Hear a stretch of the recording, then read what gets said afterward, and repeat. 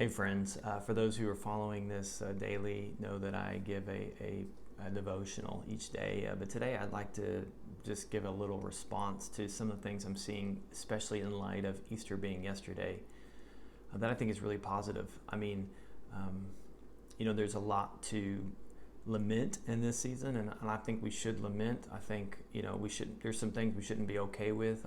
Namely, not being together. That is a really sad reality, and we should lament that. But I want to point out some of the good things that I am seeing that I think are positive, not only for this season, but man, I hope they continue well after this COVID-19 restriction in being together releases. But one of the things that I'm seeing that I love is I'm seeing two things actually: urgency and boldness.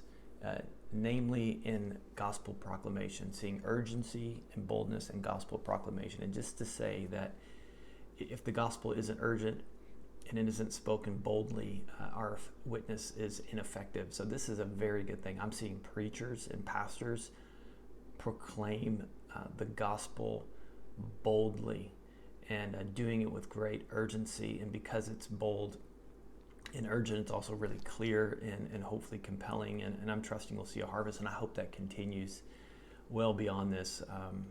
So love that. Love seeing the boldness in pastors.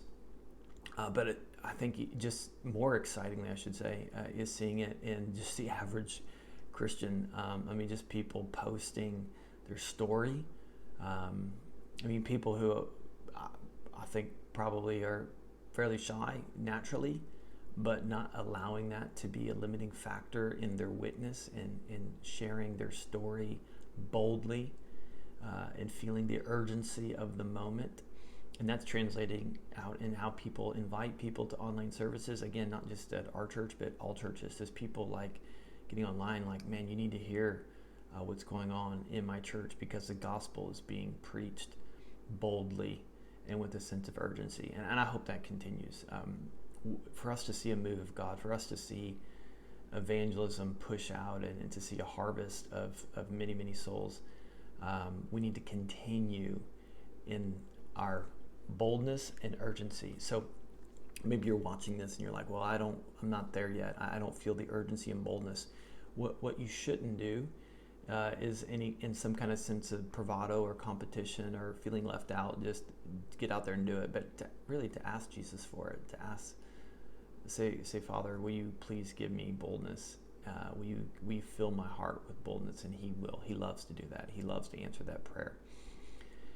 And I just would encourage you to join with me, not just for yourself, but for the church as a whole, the Big C Church, to continue in their boldness and their urgency.